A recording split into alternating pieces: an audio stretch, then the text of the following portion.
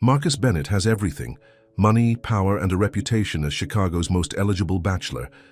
But tired of gold diggers, he trades his suit for an apron, going undercover as a waiter to find someone who loves him for who he truly is. Then he meets Riley. But what happens when the truth comes out? Before we get into the story, comment below where in the world you are watching from today. Marcus Bennett straightened his tie as he stared at his reflection in the floor-to-ceiling window of his penthouse office. Outside, the Chicago skyline glittered in the evening light, a view he'd seen 1,000 times but rarely appreciated anymore. At 38, he had everything money could buy: a thriving hotel and restaurant empire, a luxury penthouse, cars that cost more than most homes, and a dating history filled with beautiful women who inevitably disappointed him. "Mr. Bennett, your sister, is here to see you," his assistant announced through the intercom. Marcus sighed. "Send her in, Patricia." The glass door swung open, and Vanessa Bennett strode in, her designer heels clicking against the marble floor. At 35, she was the CFO of Bennett Enterprises, and the only person who never hesitated to tell Marcus exactly what she thought. Another breakup? Seriously? Vanessa placed a tabloid magazine on his desk, showing a photo of Marcus with his now ex-girlfriend, socialite Tiffany Reynolds. The headline read, "Bennett dumps another one. What's wrong with Chicago's most eligible bachelor?" Marcus barely glanced at it. "She was only interested in my money, like all the others." "And water is wet," Vanessa replied, sitting down and crossing her legs. "What did you expect when you date women who show up in the society pages even more than you do?" Marcus walked to the window again, hands in his pockets. "I'm tired of it, Vanessa. Tired of wondering if someone wants me or my bank account." "Then, date someone different," she suggested simply. "Easy for you to say. Every woman I meet already knows who I am before I open my mouth." Vanessa studied her brother's face. She hadn't seen him this dejected in years. "Then meet someone who doesn't know who you are." Marcus turned, a skeptical expression on his face. "How wear a disguise?" A slow smile spread across Vanessa's face. "Actually, that's not a bad idea. I was joking. I'm not." She stood up, excitement building. "What if you worked a regular job for a while? Somewhere no one would recognize you?" Marcus laughed. "Like what? Become a janitor?" "No." Vanessa's eyes lit up. "A waiter at one of your restaurants, the new one in Riverdale." Marcus opened his mouth to dismiss the idea, but stopped. Riverdale was a working-class neighborhood where he was unlikely to run into anyone from his social circle. The restaurant, the Riverside Grill, was one of his more modest establishments, meant to appeal to regular people rather than the elite. "That's crazy," he said, but without conviction. "Is it? You always say you want someone who likes you for you." Vanessa crossed her arms. "Here's your chance to find out." 2 days later, Marcus found himself in the back room of the Riverside Grill, dressed in black pants and a white button-down shirt like the rest of the waitstaff. He'd told only 3 people about this experiment: Vanessa, his personal assistant Patricia, and the restaurant manager Dave Miller, who thought the whole thing was some bizarre rich person whim, but agreed to play along. "Your name is Marcus Walker," Dave explained, handing him an employee badge. "You're new to the area, moved here for a fresh start. Keep it simple. The fewer details, the better." Marcus nodded, feeling strangely nervous. It had been years since he'd done anything like actual work. "When do I start?" "Right now," Dave said, looking at his watch. "Riley Carter will train you. She's our best waitress and has been here since we opened 6 months ago."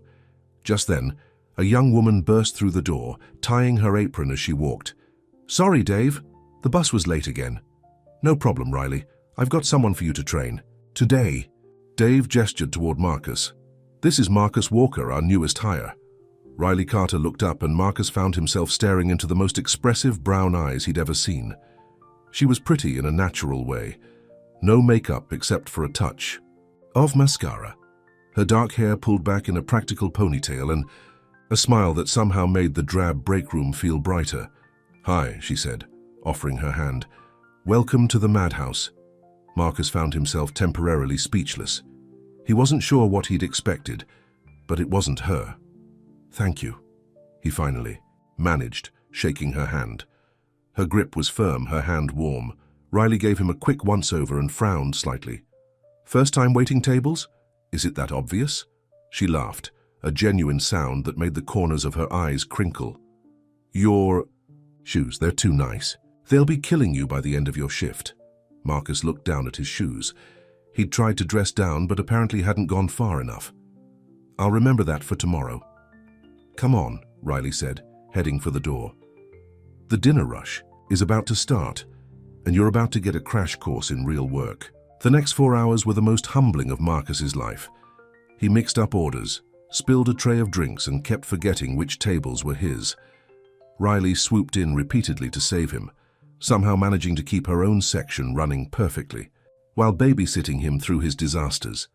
"Don't worry," she told him after he apologized for the 5th time. "My first day was worse.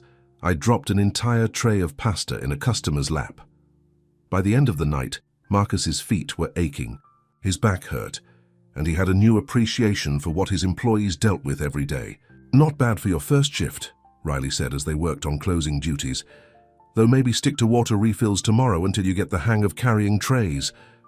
"Thanks for your help," Marcus said sincerely. "I would have been fired 3. "Time's over without you," Riley shrugged, wiping down a table. "We all start somewhere, so what's your story? Dave said you're new to the area?"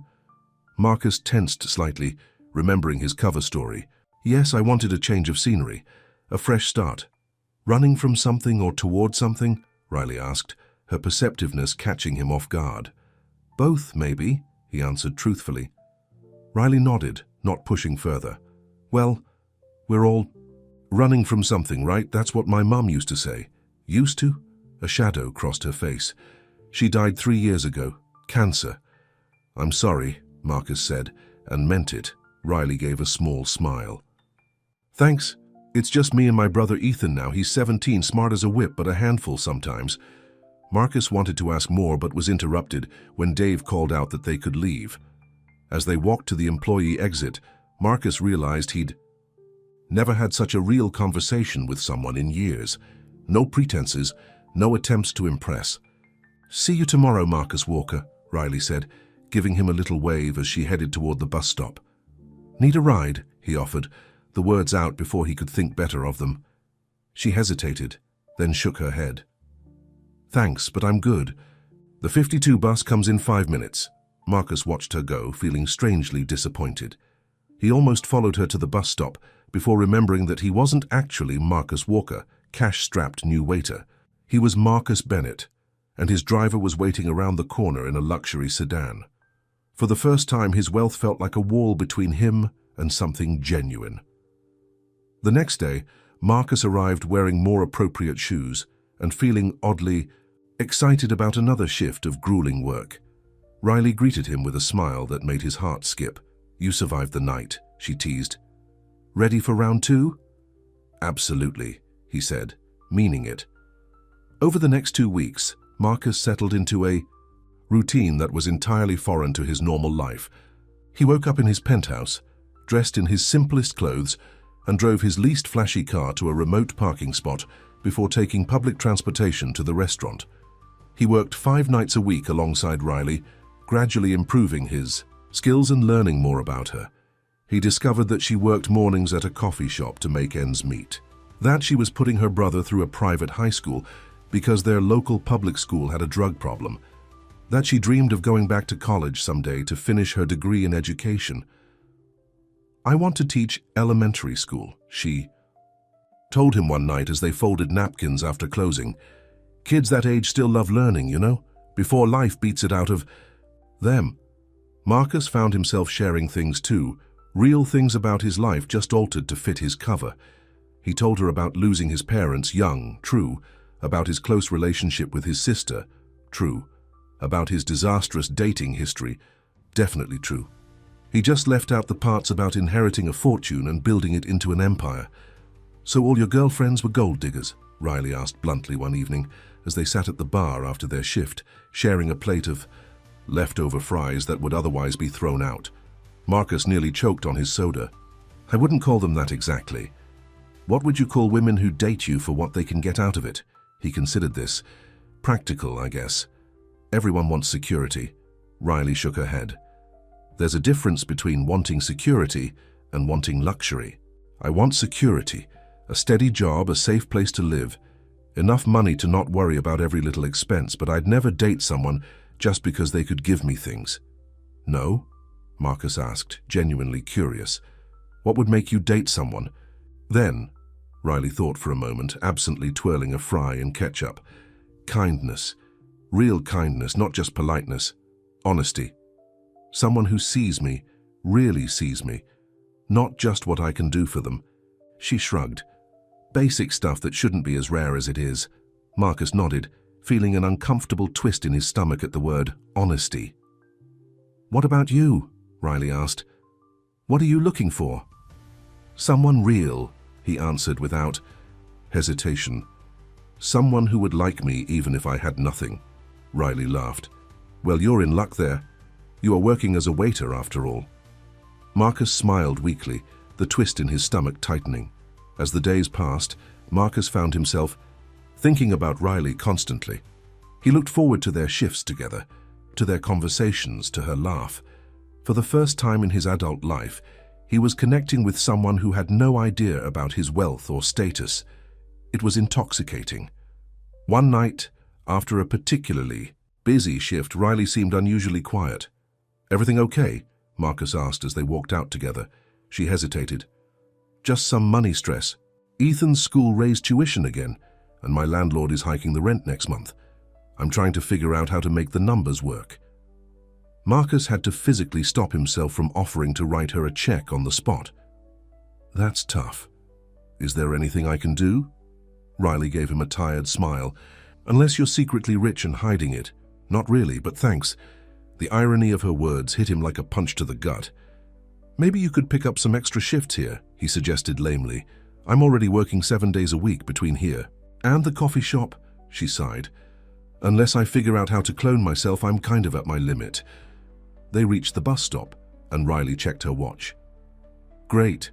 I missed the last direct bus. Now I have to transfer downtown. Let me drive. You, Marcus offered. My car's not far. Riley hesitated. You don't live anywhere near me. I don't mind, he insisted. After a moment, she nodded. Okay, thanks. They walked to where Marcus had parked his Toyota Camry, the most average car he could find in his collection.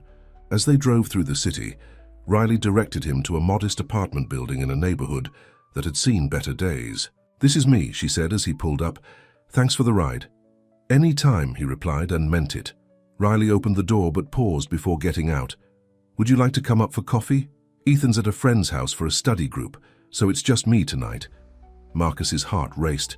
I'd like that. Riley's apartment was small but homey. Mismatched furniture that had clearly been collected over time, family photos on the walls, and bookshelves overflowing with worn paperbacks. It was the complete opposite of his sterile, professionally decorated penthouse, and he immediately felt more comfortable here. It's not much, Riley said, suddenly self-conscious as she put on a pot of coffee. It's nice, Marcus replied sincerely. It feels like a home. She smiled at that. That's exactly what I was going for. They talked for hours, moving from coffee to cheap wine that Riley apologized for 3 times before Marcus assured her it was perfectly fine. He found himself wishing he could show her the vintage wines in his collection, then immediately felt guilty for the thought. As the night went on, they moved closer together on the small sofa. When Riley laughed at something he said, her hand briefly touched his arm, sending electricity through him. The conversation gradually slowed, replaced by a charged silence. Marcus looked at her, really looked at her, and saw something in her eyes that mirrored what he was feeling. Before he could overthink it, he leaned in and kissed her. She froze for a half second, then kissed him back, her hand coming up to rest against his cheek. When they finally pulled apart, Riley was looking at him with wonder and confusion. I don't usually do this, she whispered. Get involved with co-workers. Me? Neither, Marcus said, which was technically true. This could get complicated. It already is, he admitted, thinking of all she didn't know about him. Riley studied his face. You're different from anyone I've ever met, Marcus Walker. I can't quite figure you out. The guilt hit him again at the sound of his fake last name. He needed to tell her the truth. Soon. But not tonight. Tonight he just wanted to be the man she saw him as. "Is that a good thing?" he asked. She smiled and leaned in to kiss him again. "I think it might be." Later that night, as Marcus drove home to his empty penthouse, he realized he was in serious trouble. He was falling for Riley. Maybe had already fallen, and every day he didn't tell her the truth made the eventual revelation more dangerous. But how could he tell her now? She'd think everything between them had been a lie. She might never forgive him for the deception. And yet continuing to lie to her felt increasingly wrong. As he rode the private elevator up to his penthouse, Marcus made a decision. He would tell Riley everything tomorrow night, after their shift. He would explain why he'd done it, apologize for the deception, and hope that what was growing between them was strong enough to survive the truth. What he didn't know was that events had already been set in motion that would reveal his secret in the worst possible way. The truth was coming, ready or not, and it threatened to destroy the most real thing Marcus had ever found. The next morning, Marcus woke up with a strange mix of dread and anticipation churning in his stomach. Today was the day he would tell Riley the truth. He rehearsed various versions of his confession as he showered and dressed in his Marcus Walker clothes, trying to find words that wouldn't make her hate him. Meanwhile, across town, Riley was juggling the morning rush at Sunrise, coffee shop, her second job. Despite being tired from staying up late with Marcus, she couldn't stop smiling. For the first time in years, she felt hopeful about someone in her life. Earth to Riley, called Jen, her co-worker and closest friend. "That's the second time you've put whipped cream on a black coffee. What's going on with you today?" Riley blushed. "Sorry, I'm a little distracted." "I can see that." Jen grinned, leaning against the counter during a brief lull. "This wouldn't have anything to do with that new waiter you've been talking about for weeks, would it?" "Maybe," Riley admitted. "We kind of kissed last night," Jen squealed, drawing looks from the few customers in the shop. "Finally, I was wondering when you'd make a move. Is he a good kisser?" "Jen," Riley laughed, then lowered her voice. "Yes, actually, really good. So when do I get to meet this mystery man?" "Soon, I hope. He's picking me up from here today so we can go to our shift together." Jen raised an eyebrow. "Sounds serious." "I don't know what it is yet," Riley said honestly, "but it feels different. He's different." As the morning wore on, Riley found herself checking the clock more and more frequently. Marcus had promised to meet her at the coffee shop at 1 o'clock so they could grab lunch before their evening shift at the restaurant. The thought of seeing him again made her stomach flutter in a way it hadn't since high school. At 12:30, the IT bell above the door jingled, and Riley looked up expectantly. But instead of Marcus, a well-dressed woman in her 30s entered, her designer sunglasses perched on top of her head. Something about her seemed vaguely familiar to Riley, though she couldn't place where she might have seen her before. The woman approached the counter. "Coffee black, please, and whatever pastry you recommend." "The blueberry scones are fresh this morning," Riley suggested, ringing up the order. "Perfect." The woman studied Riley with unusual intensity. "Riley Carter, right?" Riley blinked in surprise. "Yes, do I know you?" The woman smiled. "No, but I've heard about you. I'm Vanessa." Before Riley could ask how this stranger knew her name, the door opened again, and this time Marcus walked in. His face immediately fell when he saw Vanessa at the counter. "Marcus," Riley called, confused by his expression. "Your timing is perfect." "I was just about to take my break." Marcus approached slowly, his eyes fixed on Vanessa. "What are you doing here?" he asked her, his voice tight. "Checking out this coffee shop I've heard so much about," Vanessa replied smoothly. "Oh, you must be the Marcus that my brother has mentioned." Riley looked between them. "You two know each other?" "She's my sister," Marcus said, his jaw clenched. Riley's confusion deepened. "Your sister? I thought you said your sister lived in New York." "I moved back recently," Vanessa jumped in before Marcus could respond. "Family business and all that." The tension between them was palpable, and Riley felt like she was missing something important. "Well, it's nice to meet you. Marcus has told me a lot about you, has he?" Vanessa raised an eyebrow. I wonder what else he's told you. Vanessa, Marcus warned, his voice low. The woman ignored him. Has he mentioned Bennett Enterprises or his penthouse on Lakeshore Drive? Riley laughed, nervously. I think you've got the wrong Marcus. He lives in an apartment in Riverdale. Vanessa's smile turned pitying. Oh, honey, is that what he told you? My brother doesn't live in Riverdale. He owns half of it. The world seemed to tilt beneath Riley's feet. What are you talking about? Riley, Marcus started, reaching for her, hand across the counter. I can explain. Explain what? She asked, pulling her hand away. Vanessa picked up her coffee and scone. I think I'll leave you two to sort this out. Nice meeting you, Riley. You're exactly as my brother described. She paused at the door. Oh, and Marcus? Mother called. Board meeting tomorrow at 9. After Vanessa left, a heavy silence fell between them. Riley stared at Marcus, waiting for him to deny everything, to explain that his sister was confused or playing some cruel joke. Riley, he began again, his voice strained, I was going to tell you today. I swear. Tell me what? She demanded. Though deep down she already knew the answer. Marcus took a deep breath. My name is Marcus Bennett. I own Bennett Enterprises, including the Riverside Grill where we work. Riley felt like she'd been slapped. You're my boss this whole time? Technically, yes.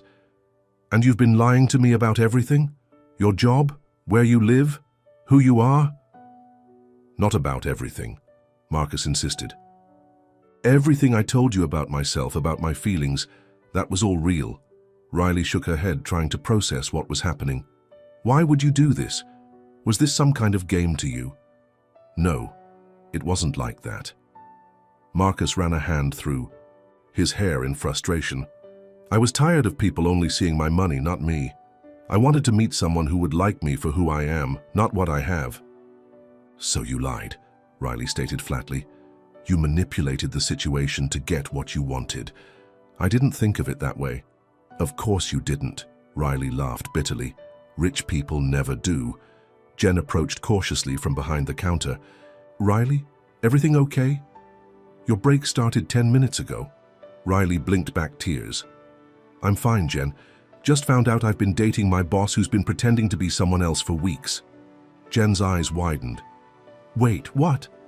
I need some air, Riley said, untying her apron. Can you cover for me? I'll be back in 10 minutes. Without waiting for an answer, Riley pushed past Marcus and walked outside.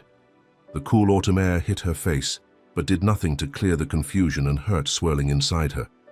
She leaned against the brick wall of the coffee shop, trying to make sense of what had just happened. Marcus followed her out. Riley, please. Let me explain properly. What's there to explain? She asked, crossing her arms. You lied to me. You made me think you were someone you're not. I'm still the same person, he insisted. The only thing that's different is my last name and my bank account. Those are pretty big differences, Marcus. Or should I call you Mr. Bennett now? He winced. Don't do that. Why not? It's who you are, isn't it? Riley wiped angrily at a tear that had escaped. Do you have any idea how humiliating this is? I told you things, personal things. I let you into my home. I kissed you thinking you were just a regular guy struggling like me. I am a regular guy, Marcus said. Under all the rest of it. Riley shook her head. No, you're not. Regular. Guys don't lie about who they are. Regular guys don't play dress up and pretend to be poor for fun. It wasn't for fun, Marcus protested. It was the only way I could think of to meet someone who didn't care about my money. And how's that working out for you? Riley asked bitterly. Before Marcus could answer, Riley's phone buzzed. She pulled it out and her face paled as she read the message. What is it? Marcus asked, concerned despite everything. It's Ethan. The school called him to the office. They're saying his tuition payment bounced and he can't attend classes until it's resolved. She looked up at Marcus, devastation clear in her eyes. I have to go. I need to fix this. Let me help, Marcus said immediately. I can... No, Riley cut him off. I don't want your money or your help. I've been taking care of Ethan and myself just fine without any millionaires swooping in to save the day. Riley, please. I have to go, she repeated, already moving toward the bus stop. And I won't be at work tonight, or ever again, probably. I can't work for you now. Don't quit because of me, Marcus pleaded, following her. That job is important. To you. It was, she agreed. But so was my dignity. Without another word, Riley turned and walked away, leaving Marcus standing alone on the sidewalk. Later that afternoon, Riley sat at her kitchen table, surrounded by bills and her checkbook, trying to figure out where she had gone wrong with Ethan's tuition payment. She had been so careful with her budgeting, but somehow the check had bounced. Now she faced a $35 return check fee on top of everything else. It's not that big a deal, Riley, Ethan said, watching her from across the table. At 17, he was already taller than her, with the same dark hair and brown eyes they'd both inherited from their mother. I can go to public school, lots of kids do. That's not the point, Riley insisted, rubbing her temples. Your education is the most important thing. Mom made me promise. Mom wouldn't want you killing yourself working 2 jobs just to keep me. In private school, Ethan argued. I'm doing fine, my grades are good, I'll be okay wherever I go. Riley looked up at her brother, seeing the concern in his eyes. When did you get so grown up? Around the time you started acting like both my mom and my dad, he said with a small smile. Seriously, Riley, let me get a part-time job, I can help. Absolutely not, she said firmly. Your job is school, that's it. Ethan sighed. What about the restaurant? Can't you ask for more hours? Riley's stomach clenched at the thought of the Riverside Grill. I'm not going back there. Why not? Did something happen? Riley hesitated, then decided there was no point hiding it. Remember that guy I told you about? Marcus? Turns out he's not actually a waiter. He's the owner of the restaurant, pretending to be a regular guy. Ethan's eyes widened. Seriously, that's kind of wild. It's not wild. It's deceptive, Riley corrected. He lied to me, to everyone, for weeks. But why would a rich guy pretend to be a waiter? That's like the opposite of what people usually do. Riley sighed. He said he wanted to meet someone who liked him for himself, not his money. Ethan considered this. That kind of makes sense, actually. Whose side are you on? Yours. Always, Ethan assured her. I'm just saying I get where he's coming from. It must suck to always wonder if people only like you because you're rich. Riley hadn't considered that perspective. That doesn't make lying okay. No, Ethan agreed. But maybe it makes it understandable. Did you like him? Before you found out, I mean. That's not the point. It kind of is, Ethan pressed. Did you? Riley looked down at the bills scattered across the table. Yes, she admitted quietly. I did. Before they could discuss it further, there was a knock at the door. Riley frowned, not expecting anyone. When she opened it, she found Dave Miller, the manager from the Riverside Grill, standing in the hallway. Dave, what are you doing here? Dave looked uncomfortable. You didn't show up for your shift, and you weren't answering your phone. I was worried. Riley suddenly remembered that she had turned her phone off after the confrontation with Marcus. I'm sorry, I should have called. I found out about Marcus today. Dave winced. Yeah, I heard. Look, Riley, I wanted to apologize for being part of that whole thing. Mr. Bennett asked me to keep his secret, and I didn't feel like I could say no to the boss. I understand, Riley said, though a small part of her felt betrayed by Dave, too. But I can't come back, Dave, not now. That's actually why I'm here, Dave said, reaching into his jacket pocket. I have something for you. 2 things, actually. First, this is your final paycheck, including all your accrued vacation days. He handed her an envelope that felt thicker than her usual paycheck. Riley took it hesitantly. And second, Dave continued, I'm supposed to give you this. He handed her a folded piece of paper. It's from Mr. Bennett. Riley stared at the paper, not sure if she wanted to read it. Thanks, Dave. For what it's worth, Dave added. He seems pretty torn up about the whole thing. I've never seen him like this. After Dave left, Riley sat at the table again, the letter and envelope in front of her. Ethan watched her curiously. Aren't you going to open them? Riley sighed and opened the paycheck envelope first. Her eyes widened when she saw the amount. It was 3 times what she was expecting. This can't "Be right," she murmured. "What is it?" Ethan asked, leaning over to look. "Whoa, is that your paycheck?" "It must be a mistake," Riley said, though part of her knew it wasn't. With trembling hands, she unfolded the letter. "Riley, there's no apology big enough for what I did. You're right to be angry. I lied to you, and I have no excuse except my own. Selfishness and fear. I've spent my whole life surrounded by people who only see my money, and I convinced myself that deception was the only way to find something real. I was wrong. What I found with you was real, at least for me. Every conversation, every laugh, every moment we shared was the most honest I've ever been with anyone, even while living a lie. The irony isn't lost on me. I've asked Dave to include your final paycheck with 2 months severance pay. This isn't an attempt to buy your forgiveness. It's simply what you're owed for the position you're now unable to keep because of my actions. I've also taken care of Ethan's tuition for the remainder of the year. Again, not to manipulate you, but because I can't stand the thought of him suffering because of what I did. If you want to repay me someday, you can, but it's not necessary. I won't bother you again. I just wanted you to know that meeting you changed me. You showed me what it means to work hard, to care for others, to be genuinely kind without expecting anything in return. I only wish I had been brave enough to show you the same honesty you showed me from the beginning. Always." Marcus Riley read the letter twice, conflicting emotions washing over her. Part of her was touched by his words, another part still hurt by the deception, and yet another part angry that he thought money could fix things. "What did he say?" Ethan asked. Riley handed him the letter. As he read, his expression softened. "Riley, he paid my tuition." "I know," she said, her throat tight. "Are you going to talk to him?" Riley shook her head. "I can't. Not yet, maybe not ever." "But, Ethan, please," Riley interrupted. "I need time to think." That night, as Riley lay in bed staring at the ceiling, she couldn't stop thinking about Marcus.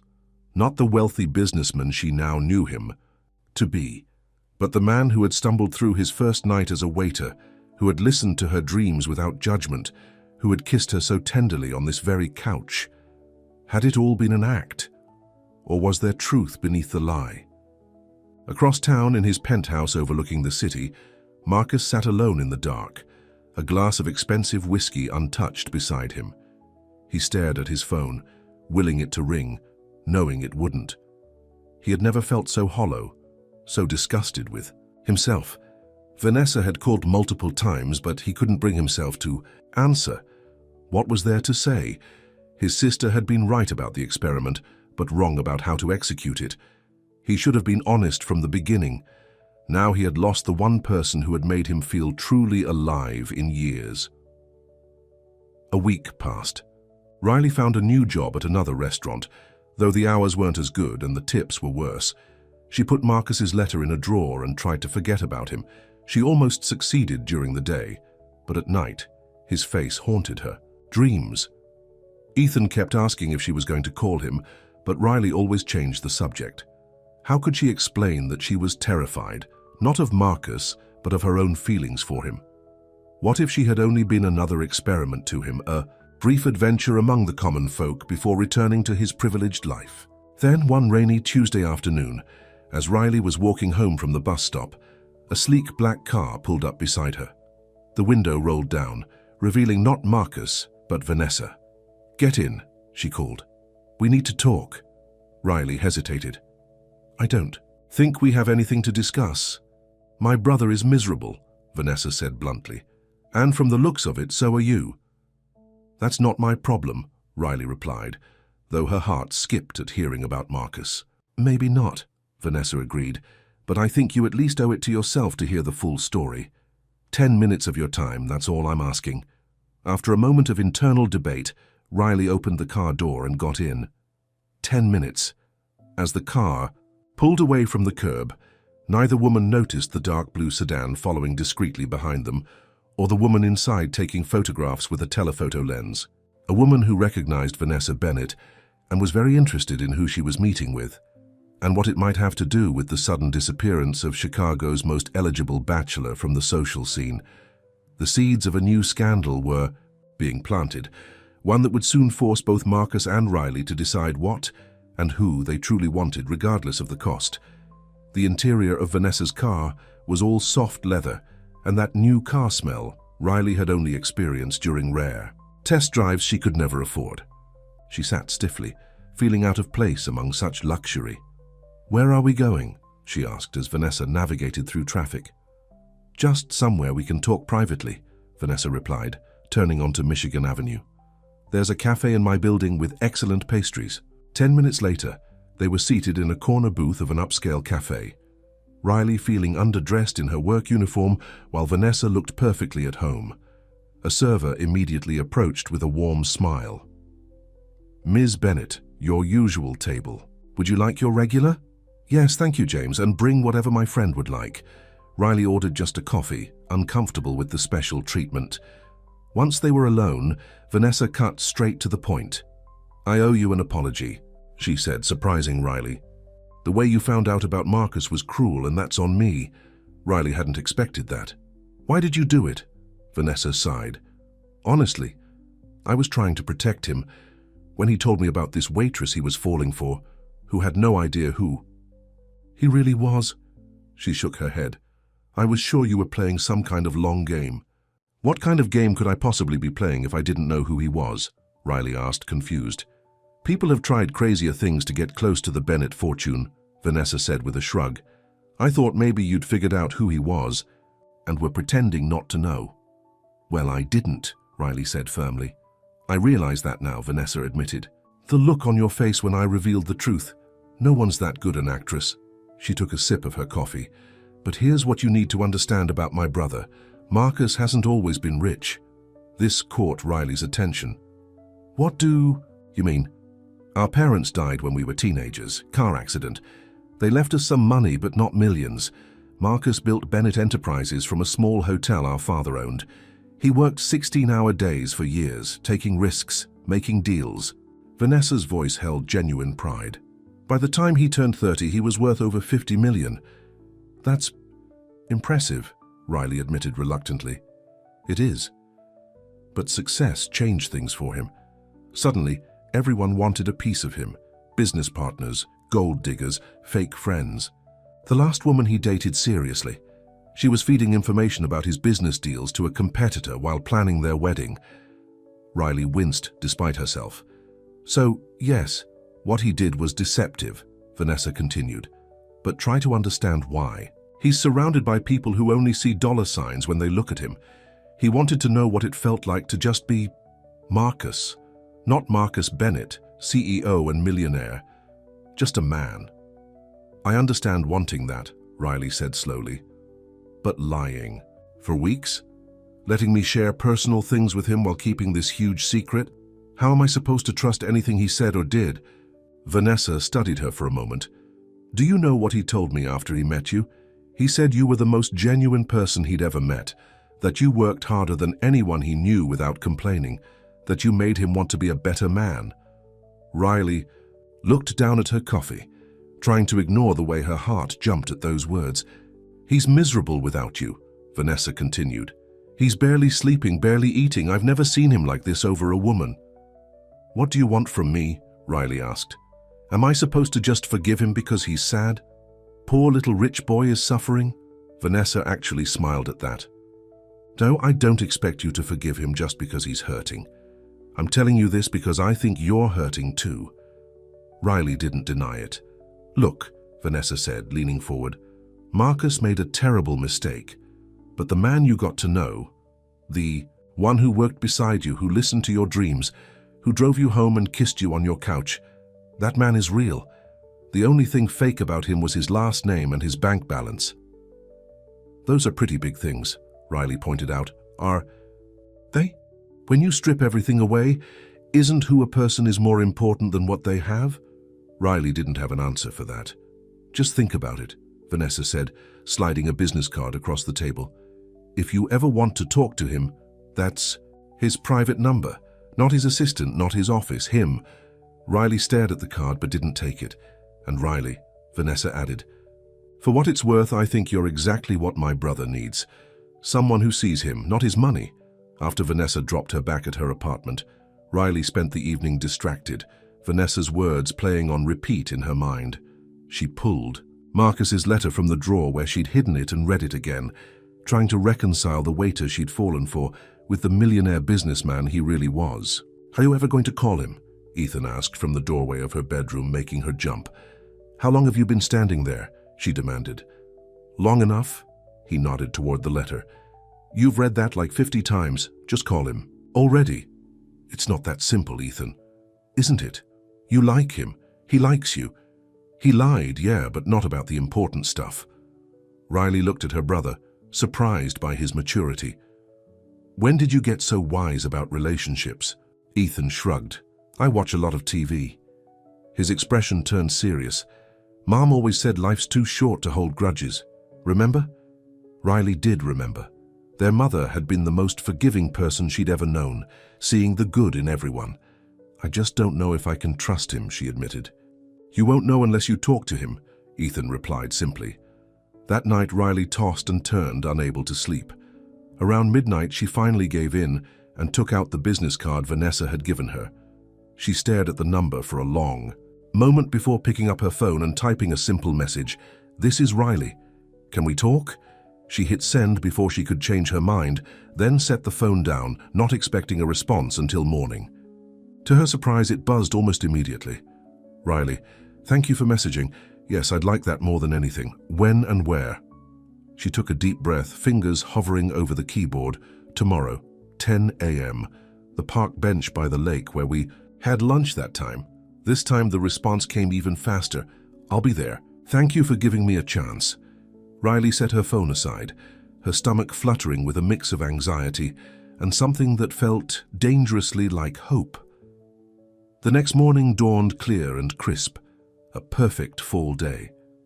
Riley dressed carefully in jeans and a simple blue sweater, applying just a touch of mascara and lip gloss. She told herself it didn't matter how she looked. This was just a conversation, not a date. But she still changed her outfit 3 times before leaving. She arrived at the park 10 minutes early, but Marcus was already there, sitting on the bench where they'd eaten sandwiches and laughed about his disastrous attempt to balance 4 plates at once. He wore casual clothes, jeans and a grey sweater that looked simple, but probably cost more than her rent. He was staring out at the lake, his expression thoughtful, almost sad. For a moment, Riley just watched him, trying to reconcile this man. With both versions she knew, the hard-working waiter and the powerful CEO. Today he looked like neither, just a man waiting anxiously to talk to a woman who might not forgive him. "Marcus," she said as she approached. He stood immediately, his eyes lighting up before he controlled his expression. "Riley, thank you for coming." They sat on the bench, an awkward foot of space between them. "I wasn't sure you'd want to talk to me again," Marcus admitted. "I wasn't sure either," Riley said honestly. "Your sister is very persuasive," Marcus groaned. "What did Vanessa say?" "Actually, she apologized for how I found out the truth, and she told me some things about your past." "Like what?" "That you built your business yourself, that you haven't always been wealthy." Marcus nodded. "That's true. My parents left us comfortable but not rich. The business really took off about 8 years ago when I expanded from hotels into restaurants and tech investments. Why didn't you tell me that part? When you were pretending to be waiter Marcus." He thought for a moment. "I could say I was, keeping my cover story simple. But honestly, I think I was ashamed to admit how much I enjoyed the struggle of building something from almost nothing." "Now that everything comes easily," he shrugged. It felt like complaining about problems most people would love to have. Riley nodded slowly. There was something about his honesty now that felt different, more vulnerable than before. "I'm still angry," she told him, "and hurt." "I know," he said quietly. "You have every right to be. But I'm also confused," she continued, "because the man I got to know over those weeks, the one who helped me clean up spilled drinks, who listened to my stories about Ethan, who made me laugh after 12-hour days, I liked that man. A lot." Hope flickered in Marcus's eyes. "That man is real, Riley. He's the most real part of me." "Then why hide behind the lie?" Marcus took a deep breath. "Because I've been burned so many times before. My last serious relationship was with a woman named Diana. We dated for a year, were engaged for 6 months. I thought she was the one. His face darkened. Then I found out she was feeding confidential information to my biggest competitor. Financial details, expansion plans, everything. She'd been using me from day one. That's terrible, Riley said, genuinely sympathetic. But it doesn't justify lying to everyone you meet. You're right, Marcus agreed. I told myself I was protecting myself, but really, I was hiding, taking the easy way out instead of being brave enough to be honest and risk rejection. He looked at her directly. I'm not asking you to forgive me. I just want you to know that what I felt, what I still feel for you is real. More real than anything I've felt in years. Riley felt her resolve weakening. I need to know something. That night you came to my apartment, were you laughing inside at how small it was? How different from your penthouse? No, Marcus said, firmly. I was thinking how much more like a home it felt than my place ever has. How the mismatched furniture and overflowing bookshelves said more about you than any designer showroom ever could. It was the first time in years I felt truly comfortable somewhere. Riley searched his face for any sign of insincerity, but found none. What would have happened if I hadn't found out? She asked. How long would the lie have continued? I was going to tell you that day, Marcus said. That's why I came to the coffee shop. I had it all planned out. I was going to take you to lunch and explain everything. I'd even rehearsed what to say. Then Vanessa showed up and... He trailed off with a grimace. Why should I believe that? You can ask Patricia, my assistant. I had her clear my schedule for the entire day, in case you needed time to process. I knew there was a good chance. You'd never want to see me again once you knew the truth. They fell silent for a moment, watching a pair of ducks glide across the lake. I miss you, Marcus finally said. The restaurant isn't the same without you. I miss your laugh, your stories. About Ethan, the way you hum under your breath when you're refilling salt shakers. I didn't realize I did that, Riley said, surprised. You do. It's usually show tunes. Despite everything, Riley felt a smile tugging at her lips. I miss you too, she admitted, which is ridiculous because I'm still mad at you. You can be both, Marcus suggested, mad and missing someone at the same time. Their eyes met, and for a moment Riley remembered why she'd been so drawn to him from the beginning. His warmth, his humor, the way he listened like every word she said mattered. I don't know if I can trust you again, she said honestly. Understand that, Marcus replied. Trust has to be earned. I'd like the chance to earn yours back, but I'll respect whatever you decide. Before Riley could respond, her phone buzzed with a text from Ethan. Check Chicago social now. Your picture is on their website. What is it? Marcus asked, seeing her expression change. I don't know, Riley said, pulling up the society gossip site on her phone. Her stomach dropped when she saw the headline, Bennett's Mystery Woman. Who is the waitress stealing Chicago's most eligible bachelor? Below was a photo of her getting into Vanessa's car the day before, alongside an older picture of Marcus at some charity event. The article was full of speculation about their relationship, with quotes from inside sources, claiming Marcus had been seen working as a waiter to woo a common girl in some bizarre rich man's courtship ritual. Oh my God, Riley whispered. Scanning the article in horror, they had her name where she worked, even details about Ethan.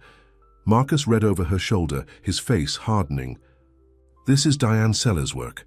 She's been trying to get dirt on me for years. He pulled out his own phone and started typing rapidly. I'm so sorry, Riley. I never thought they'd drag you into this. How did they find out about me? Riley asked. Still in shock at seeing her life splashed across a gossip site, someone must have spotted us at the restaurant or followed Vanessa yesterday. Marcus ran a hand through his hair in frustration. My lawyers will have this taken down within the hour, but it's already out there, Riley finished for him. I'll fix this, Marcus promised, whatever it takes. Riley stood up, needing space to think. This is exactly what I was afraid of. Your world is so different from mine, Marcus. I don't belong in it. That's not true, he said, standing to face her. You belong wherever you want to be, with whoever you want to be with. It's not that simple. Look at this. She held up her phone, showing the comments section where strangers were already speculating about her motives, calling her a gold digger and worse.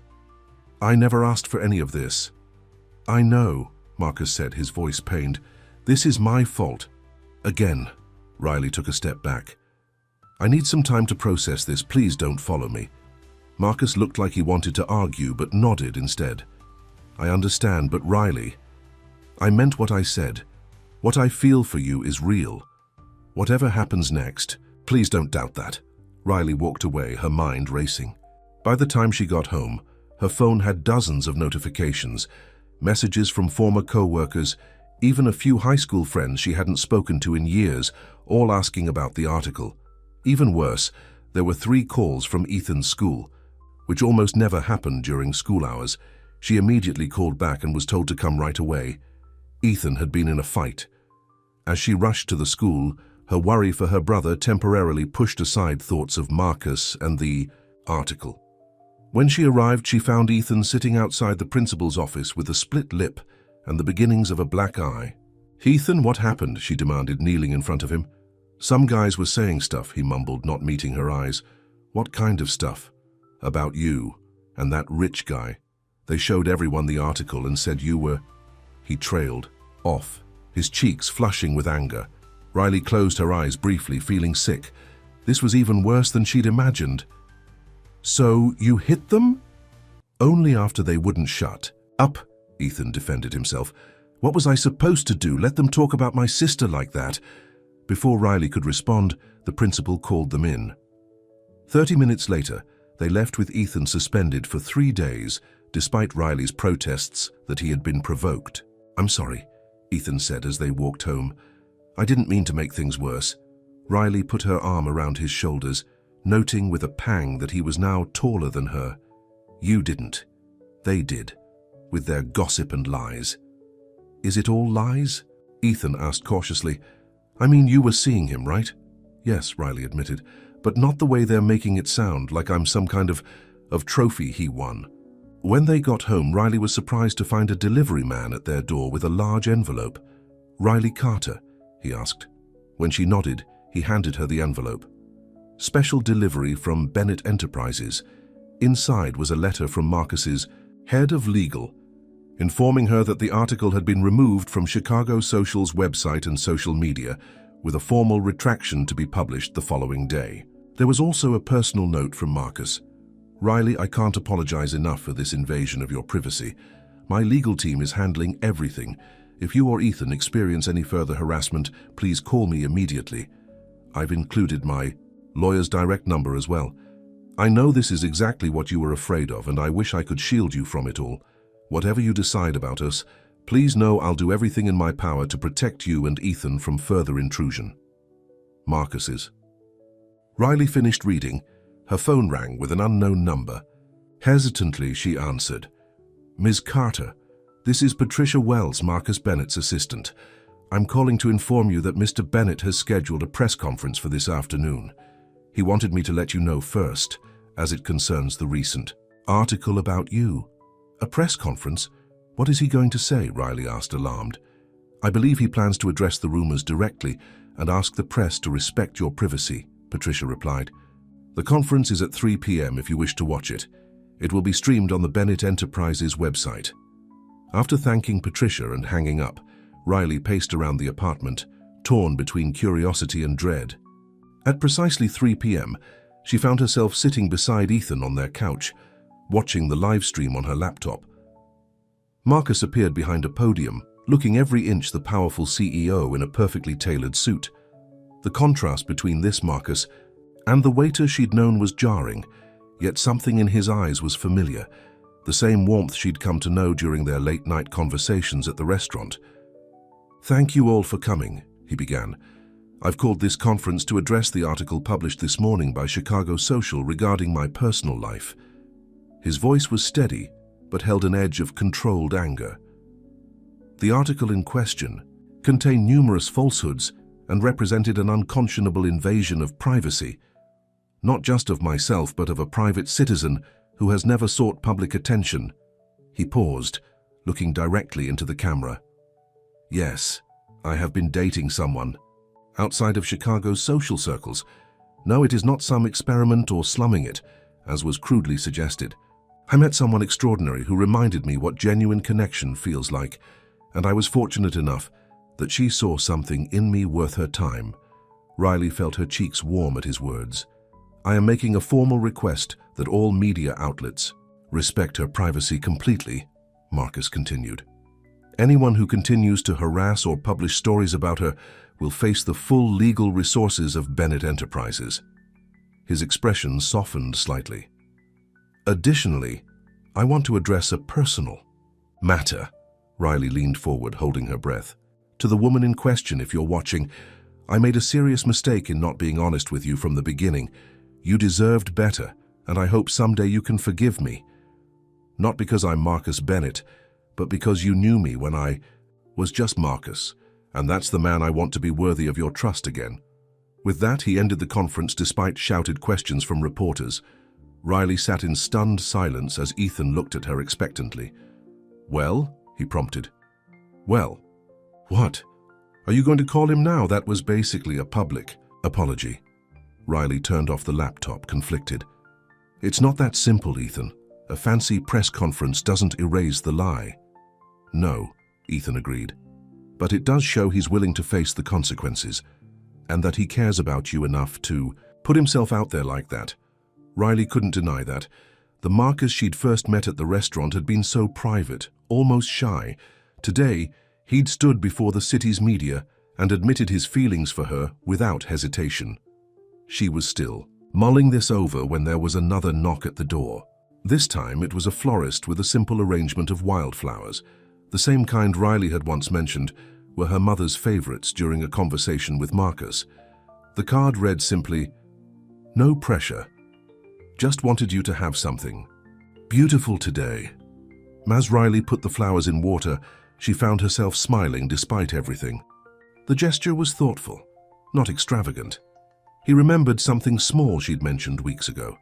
It felt like something the waiter Marcus would do, not some grand gesture from a millionaire trying to impress her. Maybe Vanessa was right. Maybe the man she'd fallen for was the real Marcus, regardless of his last name or bank account.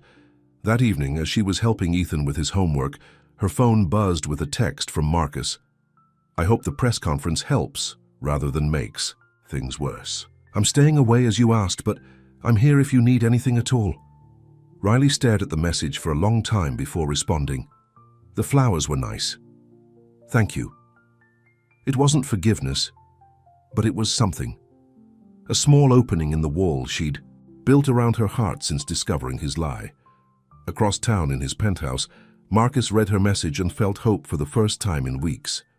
It wasn't much, but it was a start. He'd meant what he said at the press conference. He wanted to be worthy of her trust again, no matter how long it took. What neither of them knew was that Diane Sellers, the gossip columnist whose article had been forcibly retracted, was not done with her story. Humiliated by Marcus's legal team and the public rebuke, she was digging deeper into Riley's past, determined to find something, anything, that would justify her original characterization of Riley as a gold digger. And in a dusty courthouse, archive in a small town 3 hours from Chicago, she had just found exactly what she was looking for, a connection between Riley's family and the Bennetts that would turn Marcus and Riley's world upside down once again.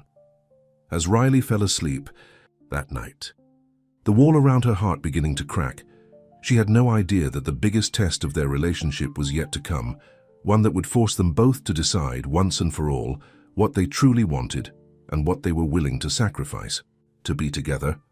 Riley woke to the insistent buzzing of her phone. Blinking sleepily, she checked the time, 6:15 a.m. Who would be calling this early? The screen showed an unknown number, but something told her to answer. "Hello?" she said, her voice still rough with sleep. "Riley Carter." The woman's voice was brisk, professional.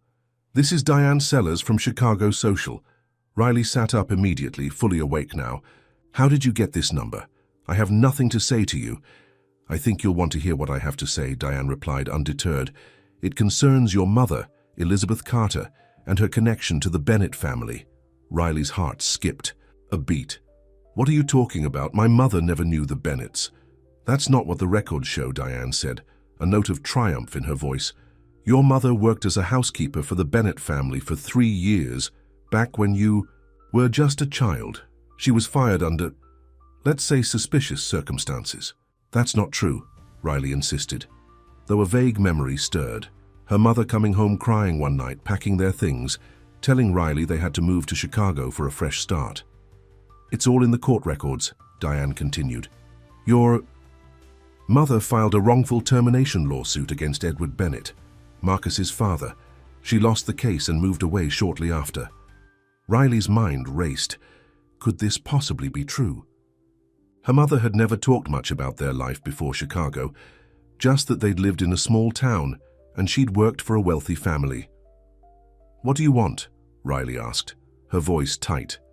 An exclusive interview, Diane replied promptly. Your side of the story. Did you know about this connection when you started seeing Marcus Bennett? Is this some kind of revenge plot for how his family treated your mother? This is insane, Riley said. I had no idea about any of this, and I'm not giving you an interview.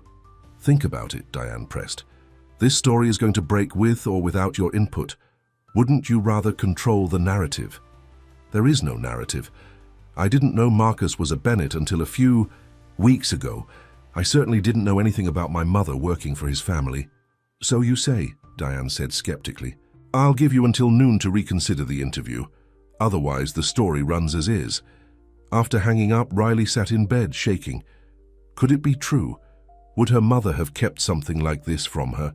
She tried to remember anything her mother might have said about her employers before Chicago, but the details were fuzzy. She'd been only 7 or 8 when they moved. She needed answers, and there was only one person who might have them. She dialed her Aunt Susan, her mother's older sister who still lived in their hometown. Riley, is everything okay? Susan sounded concerned at the early call.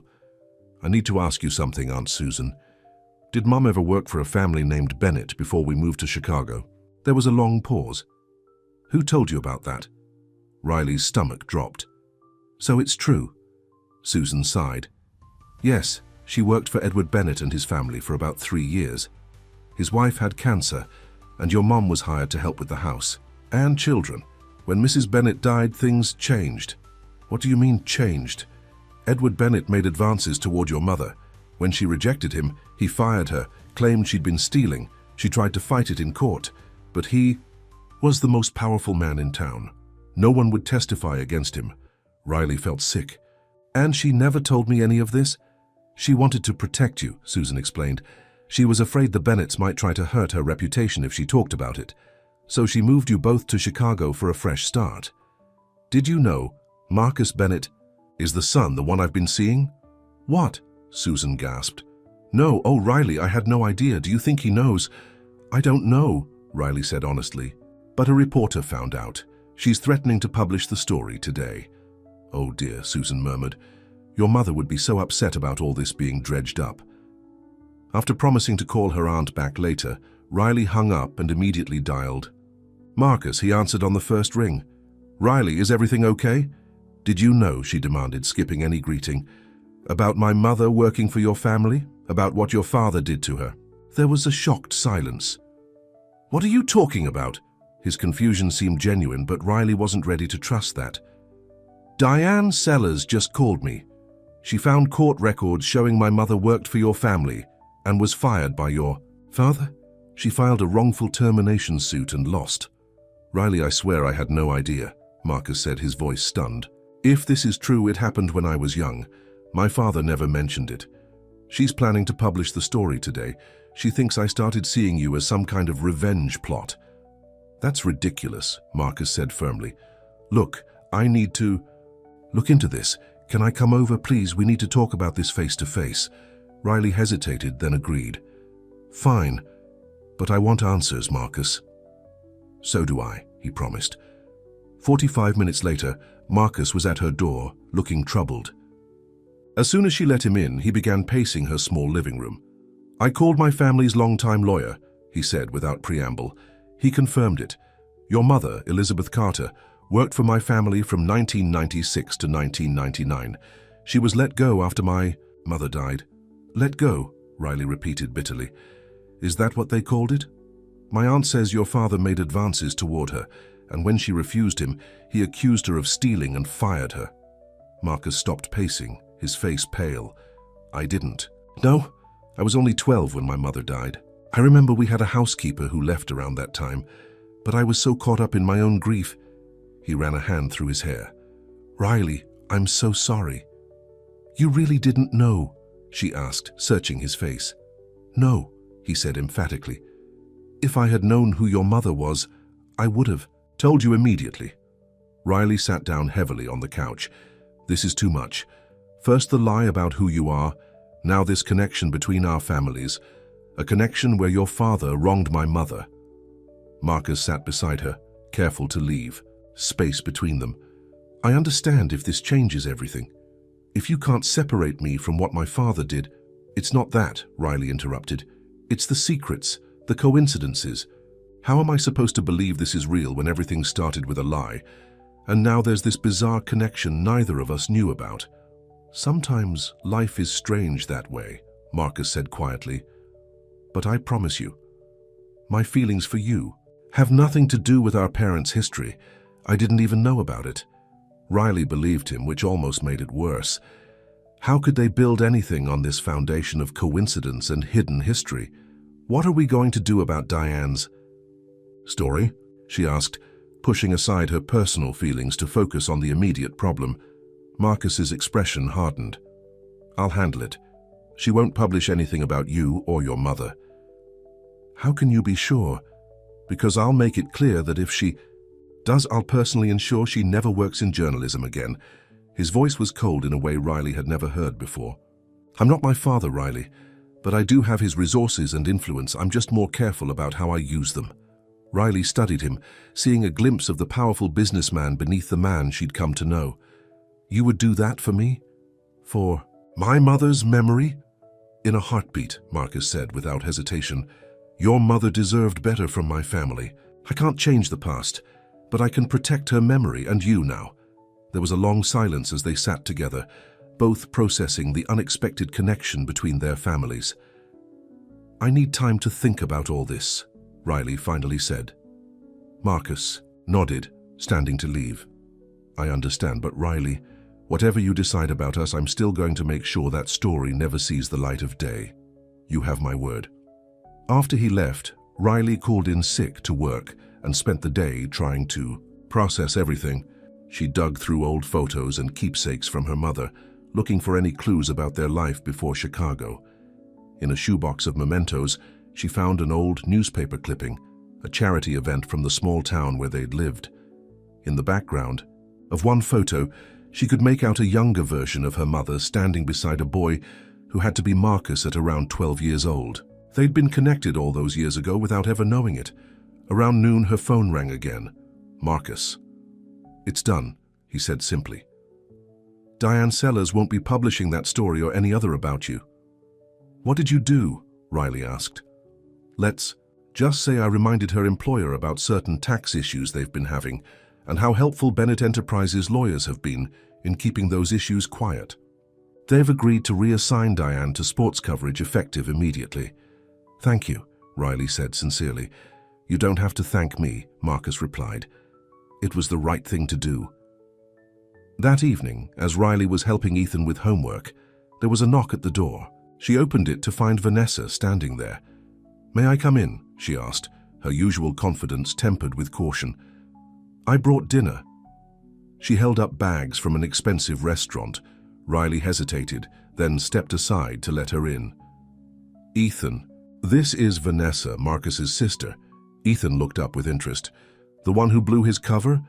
The very same, Vanessa admitted with a wry smile. Not my finest moment. As they ate the gourmet meal Vanessa had brought, an awkward silence hung over the table. Finally, Vanessa spoke. Marcus told me about your mother, she said.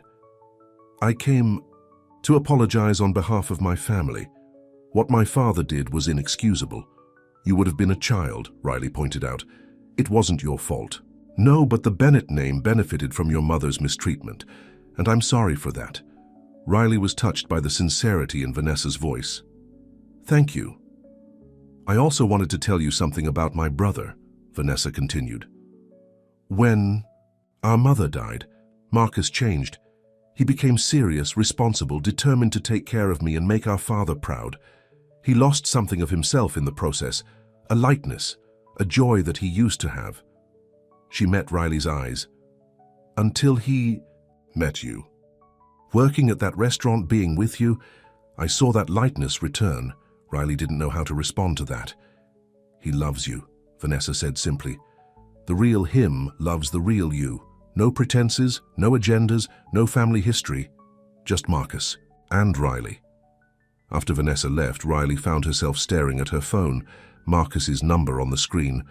She wanted to call him, but what would she say? That despite everything, she missed him. That she was afraid to trust the connection between them because of how it began and the newly discovered history between their families? Just call him already, Ethan said, coming up behind her. You're making yourself miserable. And from what his sister said, he's miserable too. It's complicated, Ethan. Adults always say that, he replied with typical teenage wisdom, but sometimes it's actually simple. Do you love him? The question caught Riley off guard. Did she love Marcus? Despite the lie, despite their different worlds, despite the strange connection between their families. Yes, she admitted quietly. I think I do. Then tell him, Ethan said, as if it were the most obvious thing in the world. The rest of it, his money, your jobs, what happened with Mom and his dad, that's all just stuff. It's not who you are to each other. Riley stared at her brother, amazed by his insight. When did you get so smart about relationships? Ethan shrugged. I told you I watch a lot of TV. The next day, Riley texted Marcus, can we meet? The lakefront at 6. His response came immediately. I'll be there. The afternoon dragged by as Riley rehearsed what she wanted to say. By the time she reached the lakefront that evening, her stomach was in knots. Marcus was already there, watching the waves lap against the shore. He turned when he heard her footsteps, his expression carefully neutral, though his eyes betrayed his hope. Thank you for coming, Riley began. I would have come anywhere you asked, he replied simply. They walked slowly along the water's edge, the setting sun painting the lake in shades of gold and pink. I've been thinking about us, Riley said, about how we met, about my mother and your father, about all the complications between us. Marcus nodded, waiting for her to continue. And I realized something, she went on. We can't change how we met. We can't change what happened between our parents. We can only decide what happens next. What do you want to happen next? Marcus asked cautiously. Riley stopped walking and turned to face him. I want to start over, not as Waitress Riley and Waiter Marcus, or as Riley Carter and Marcus Bennett. Just as us, two people who found something real in the middle of a whole lot of complications. Hope bloomed in Marcus's eyes. I want that too, more than anything. No more lies, Riley insisted, no matter how uncomfortable the truth might be. No more lies, Marcus agreed solemnly. From now on, complete honesty. And no more trying to fix everything with money or power, Riley added. Some things we face together as equals, Marcus smiled. Does this mean you're giving us, another chance? In answer, Riley stood on tiptoe and kissed him softly. Yes. Marcus wrapped his arms around her, holding her close, as if afraid she might disappear. I love you, Riley Carter. The real me loves the real you. I love you too, she whispered against his shoulder. Despite everything, or maybe because of everything. 6 months later, Riley stood in front of the mirror in Vanessa's guest bedroom, hardly recognizing herself in the elegant dress she wore. Tonight was the annual Bennett Foundation Gala, and her first official public appearance as Marcus's girlfriend. You look beautiful, Ethan said from the doorway, handsome in his first tuxedo. So do you, Riley replied, smiling at her brother. The past months had brought many changes. Ethan had transferred to a better school. Riley had finally accepted Marcus's help with the tuition, and Riley had enrolled in night classes to finish her education degree. She still worked at a restaurant, but now it was part-time at the Riverside Grill where she was training to become the manager. Are you nervous? Ethan asked. A little, Riley admitted. All those wealthy people, all those eyes on me. They'll love you, Marcus said, appearing behind Ethan, just like I do. Riley's heart still skipped when she saw him, especially in a tuxedo. Their relationship had its challenges, navigating their different backgrounds, dealing with occasional gossip, learning to communicate honestly about everything. But they had faced each obstacle together, growing stronger with each one. "There's something I want to ask you before we go," Marcus said, coming into the room. He glanced at Ethan. "Privately?" Ethan rolled his eyes good-naturedly. "I can take a hint. I'll be downstairs with Vanessa." When they were alone, Marcus took Riley's hands in his.